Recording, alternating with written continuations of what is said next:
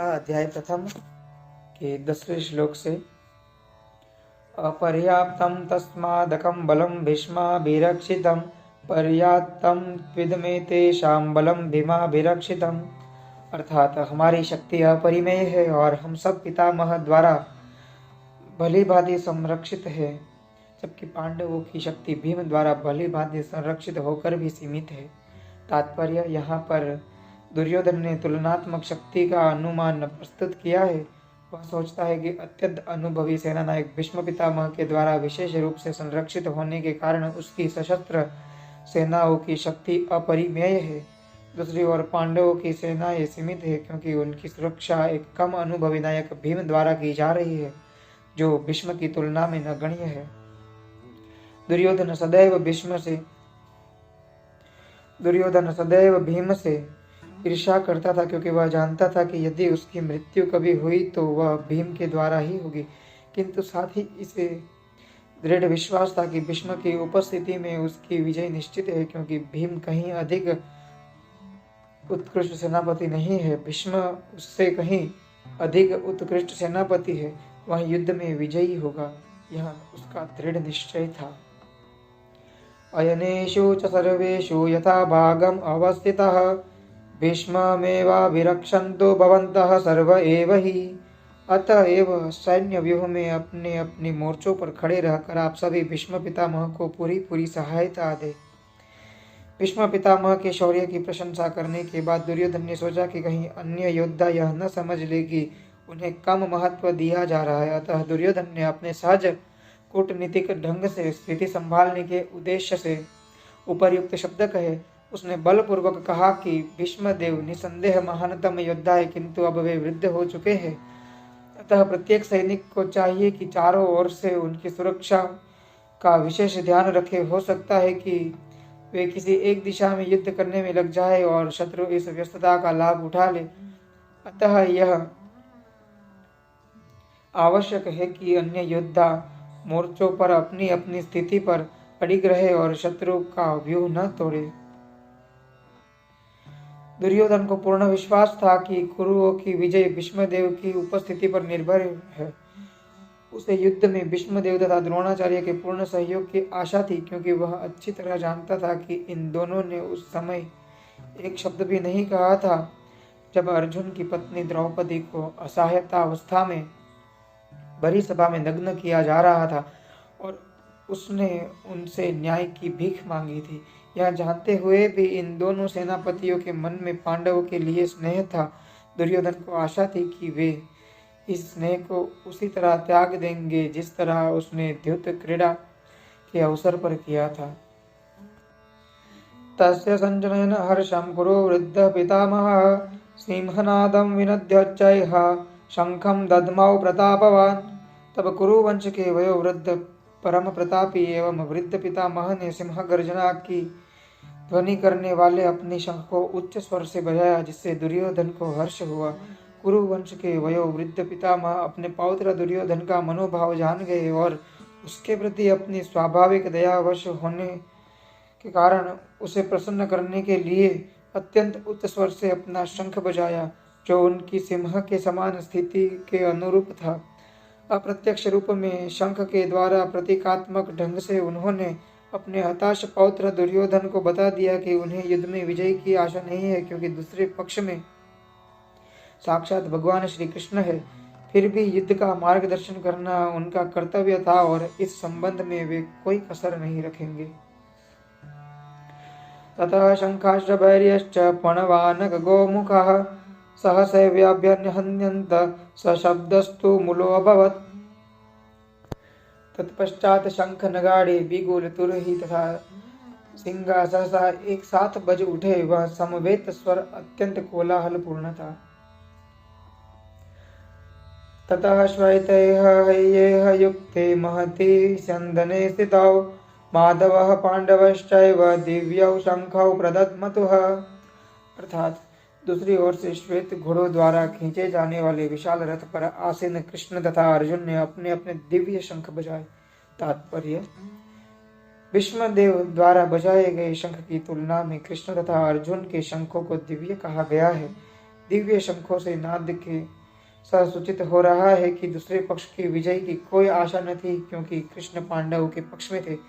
जयस्तु पांडु पुत्राणाम येषा पक्षे जनार्दनः। जय सदा पांडु के पुत्र जैसों की ही होती है, क्योंकि भगवान कृष्ण उनके साथ है, और जहाँ जहाँ भगवान विद्यमान है वहीं वहीं लक्ष्मी भी रहती है, क्योंकि वे अपने पति के बिना नहीं रह सकती। अतः जैसा कि विष्णु या भगवान कृष्ण के शंख द्वारा उत्पन्न ध्वनि से सूचित हो रहा था, विजय तथा श्री दोनों ही अर्जुन की प्रतीक्षा कर रही थी। इसके अतिरिक्त जिस रथ पर दोनों मित्र आसीन थे वह अर्जुन को अग्नि देवता द्वारा प्रदत्त था, और इससे सूचित हो रहा था कि तीनों लोकों में जहाँ कहीं भी यह जाएगा वहाँ विजय निश्चित है। पांचजन्यम ऋषिकेशो देवदत्तम धनंजय पौंड्रम दद्मो महाशंखम भीमकर्मा वृकोदरः। भगवान कृष्ण ने अपना पांचजन्य शंख बजाया। अर्जुन ने देवदत्त शंख तथा अति भोजी एवं अति मानवीय कार्य करने वाले भीम ने पौंड्र नामक भयंकर शंख बजाया।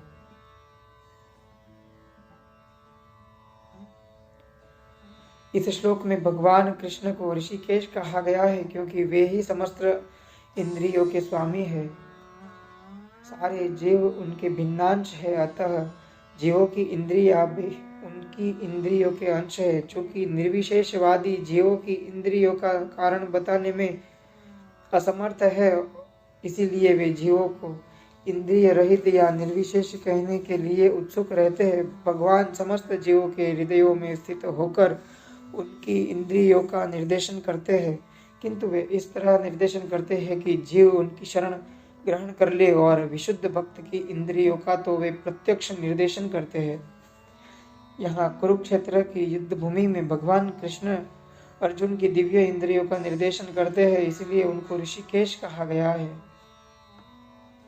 भगवान के विविध कार्यों के अनुसार उनके भिन्न भिन्न नाम है। उदाहरणार्थ इनका नाम मधुसूदन है, क्योंकि उन्होंने मधु नाम के असुर को मारा था। वे गौओं तथा इंद्रियों को आनंद देने के कारण गोविंद कहलाते हैं। वसुदेव के पुत्र होने के कारण इनका नाम वासुदेव भी है। देवकी को माता रूप में स्वीकारने के कारण इनका नाम देवकी नंदन है। वृंदावन में यशोदा के साथ बाल लीलाएं करने के कारण ये यशोदानंदन भी है। अपने मित्र अर्जुन के सारथी बनने के कारण वो पार्थ सारथी भी है। इसी प्रकार उनका नाम ऋषिकेश है, क्योंकि उन्होंने कुरुक्षेत्र के युद्ध स्थल में अर्जुन का निर्देशन किया। इस श्लोक में अर्जुन को धनंजय कहा गया है, क्योंकि जब इनके बड़े भाई को विभिन्न यज्ञ संपन्न करने के लिए धन की आवश्यकता हुई थी तो उसे प्राप्त करने में इन्होंने सहायता की थी। इसी प्रकार भीम वृकोदर कहलाते हैं, क्योंकि जैसे वे अधिक खाते हैं उसी प्रकार वे अति मानवीय कार्य करने वाले हैं, जैसे हिडिंबासुर का वध। अतः पांडवों के पक्ष में श्री कृष्ण आदि विभिन्न व्यक्तियों द्वारा विशेष प्रकार के शंखों का बजाया जाना युद्ध करने वाले सैनिकों के लिए अत्यंत प्रेरणाप्रद था। विपक्ष में ऐसा कुछ न था, न तो परम निर्देशक भगवान कृष्ण थे, न ही भाग्य की देवी श्री थी। अतः युद्ध में उनकी पराजय पूर्व निश्चित थी। शंखों की ध्वनि मानो यही संदेश दे रही थी। अनंत विजयम राजा कुंतीपुत्रो युधिष्ठिरः नकुलः सहदेवश्च सुघोषमणिपुष्पकौ काश्यश्च परमेश्वासः शिखण्डी च महारथः धृष्टद्युम्नो विराटश्च सात्यकिश्च पराजितः द्रुपदो द्रौपदेयाश्च सर्वशः पृथिवीपते सौभद्रश्च महाबाहुः शंखान् दद्मु पृथक् पृथक्। हे राजन, कुंती पुत्र राजा युधिष्ठिर ने अपना अनंत विजय नामक शंख बजाया तथा नकुल और सहदेव ने सुघोष एवं मणिपुष्पक शंख बजाए। महान धनुर्धर काशीराज परम योद्धा शिखंडी धृष्टद्युम्न विराट अजय सात्यकी द्रुपद द्रौपदी के पुत्र तथा सुभद्रा के महाबाहु पुत्र आदि सबों ने अपने अपने शंख बजाए। तात्पर्य है, संजय ने राजा धृतराष्ट्र को अत्यंत चतुराई से यह बताया कि पांडु के पुत्रों को धोखा देने तथा राज्य सिंहासन पर अपने पुत्रों को आसीन कराने की यह अविवेकपूर्ण नीति श्लाघनीय नहीं थी। लक्षणों से पहले से ही यह सूचित हो रहा था कि इस महायुद्ध में सारा कुरु वंश मारा जाएगा। भीष्म पितामह से लेकर अभिमन्यु तथा अन्य पौत्रों तक विश्व के अनेक देशों के राजाओं समेत उपस्थित सारे के सारे लोगों का विनाश निश्चित था। यह सारी दुर्घटना राजा धृतराष्ट्र के कारण होने जा रही थी, क्योंकि उसने अपने पुत्रों को कुनीति को प्रोत्साहन दिया था। सघोषो धार्तराष्ट्राणां हृदयानि व्यधारयत् नभश्च पृथ्वीं चैव तुमुलो अभ्यनुनादयन्। इन विभिन्न शंखों की ध्वनि को कोलाहल पूर्ण बन गई, जो आकाश था पृथ्वी को शब्दायमान करती हुई धृतराष्ट्र के पुत्रों के हृदय को विदीर्ण करने लगी। तात्पर्य, जब भीष्म तथा दुर्योधन के पक्ष के अन्य वीरों ने अपने अपने शंख बजाए तो पांडवों के हृदय विदीर्ण नहीं हुए। ऐसी घटनाओं का वर्णन नहीं मिलता, किंतु इस विशिष्ट श्लोक में कहा गया है कि पांडव पक्ष के शंखनाद से धृतराष्ट्र के पुत्रों के हृदय विदीर्ण हो गए। इस कारण स्वयं पांडव और भगवान कृष्ण में उनका विश्वास है। परमेश्वर की शरण ग्रहण करने वाले को किसी प्रकार का भय नहीं रह जाता, चाहे वह कितनी ही विपत्ति में क्यों न हो। अथ व्यवस्थितान् दृष्ट्वा धार्तराष्ट्रान् कपिध्वजः प्रवृत्ते शस्त्र संपाते धनुरुद्धम्य पांडवः ऋषिकेशं तदा वाक्यमिदमाह महीपते। अर्थात उस समय हनुमान ने अंकित ध्वजा लग जाने पर उस रथ पर आसीन पांडु पुत्र अर्जुन अपना धनुष उठाकर तीर चलाने के लिए उद्यत हुआ। हे राजन, धृतराष्ट्र के पुत्रों को व्यूह में खड़ा देखकर अर्जुन ने श्री कृष्ण से ये वचन कहे। तात्पर्य, युद्ध प्रारंभ होने ही वाला था। उपर्युक्त कथन से ज्ञात होता है कि पांडवों की सेना की अप्रत्याशित व्यवस्था से धृतराष्ट्र के पुत्र बहुत कुछ निराशायी थे, क्योंकि युद्ध भूमि में पांडवों का निर्देशन भगवान कृष्ण के आदेश अनुसार हो रहा था। अर्जुन की ध्वजा पर हनुमान का चिन्ह भी विजय का सूचक था, क्योंकि हनुमान ने राम तथा रावण युद्ध में राम की सहायता की थी, जिससे राम विजयी हुए थे। इस समय अर्जुन की सहायता के लिए उनके रथ पर राम तथा हनुमान दोनों उपस्थित थे। भगवान श्री कृष्ण राम है, और जहाँ भी राम रहते हैं वहाँ उनका नित्य सेवक हनुमान होता है, तथा उनकी नित्य संगिनी वैभव की देवी सीता उपस्थित रहती है। अतः अर्जुन के लिए किसी भी शत्रु से भय का कोई कारण नहीं था।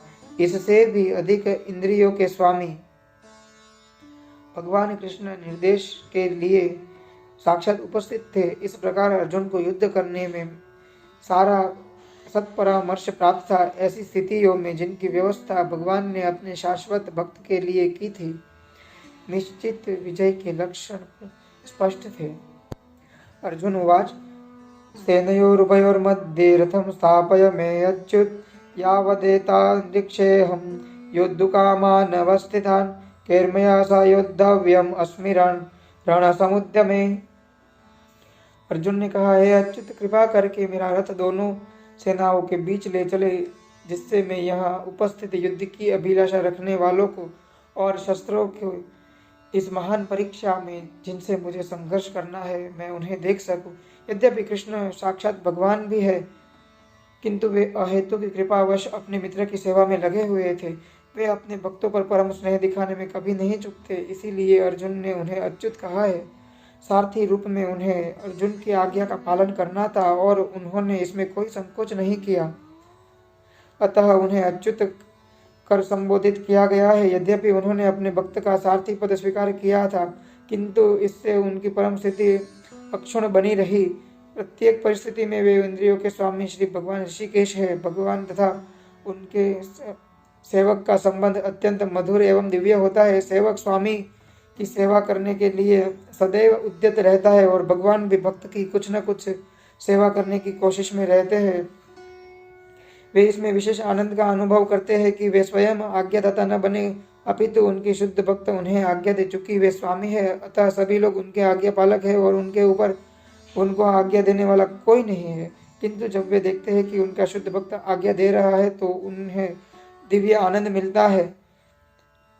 यद्यपि वे समस्त परिस्थितियों में अच्युत रहने वाले हैं। भगवान का शुद्ध भक्त होने के कारण अर्जुन को अपने बंधु बांधवों से युद्ध करने की तनिक भी इच्छा न थी, किंतु दुर्योधन द्वारा शांतिपूर्ण समझौता न करने हठधर्मिता पर उतारू होने के कारण उसे युद्ध भूमि में आना पड़ा। अतः वह यह जानने के लिए अत्यंत उत्सुक था कि युद्ध भूमि में कौन कौन से अग्रणी व्यक्ति उपस्थित है।